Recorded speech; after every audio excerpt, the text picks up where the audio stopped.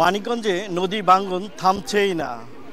তো ইতিমধ্যেই বিলীন হয়ে গিয়েছে মানিকগঞ্জের শিবালয় উপজেলার পাটুরিয়া ঘাটের লঞ্চ ঘাট এবং তো বন্ধ রয়েছে ৫ নাম্বার ফেরিঘাটও। সেই ক্ষেত্রে হুমকির মুখে রয়েছে ৪ নাম্বার ও ৩ নাম্বার ফেরিঘাট।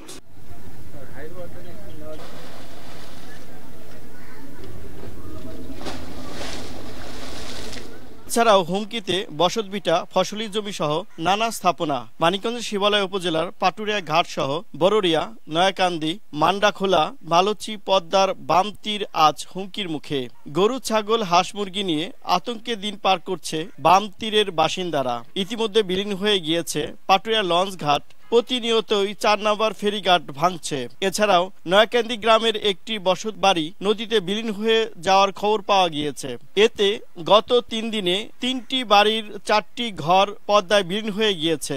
এমন ভাঙ্গনের কারণে আতঙ্ক এবং নির্ঘুম সময় পার করছে পদ্মার বাম তীরের বাসিন্দারা। আমার ৪টা ঘর গেছে, আমার পাশে থেকে আরো 2টা ঘর গেছে। এখন খুব ঝুঁকিপূর্ণ অবস্থায় আমরা এক চাপের পর দাঁড়িয়ে আছি।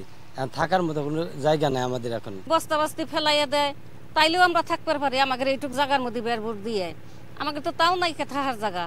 আমরা কোন জায়গা যায় দাঁড়ামু? আমাদের কষ্টের পারাপার নাই। এক এক করে 3টে বাড়ি ভাঙছে।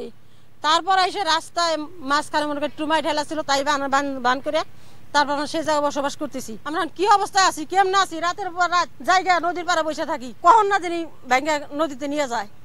আমরা আর কত সহ্য করুম? তবে নদী ভাঙ্গনে কাজ করছে বিআইডব্লিউটিএ ও টিসি কর্তৃপক্ষ। 10টা থেকে 11টা ফেরি চলমান আছে এবং যে ফেরি আমাদের চলমান আছে তা যথেষ্ট ছিল। তবে তীব্র স্রোতের কারণে ফেরি ট্রিপ সংখ্যা কিছুটা কমে যাচ্ছে এবং সময় বেশি লাগতেছে। সেই জন্য আমাদের গাড়ি কিছু অপেক্ষমান থাকতেছে। তবে আমরা যাত্রীবাহী গাড়িগুলোকে আমরা সর্বোচ্চ অগ্রাধিকার দিয়ে পার করে দিচ্ছি।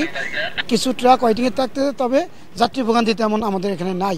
আমাদের মেরিন অফিসার সর্বদাই তৎপর আছেন, আমরাও তৎপর আছি এবং সে ওই বিআইডব্লিউটিএর যে নির্বাহী প্রকৌশলী তার সাথে সার্বক্ষণিক যোগাযোগ অব্যাহত রেখেছেন।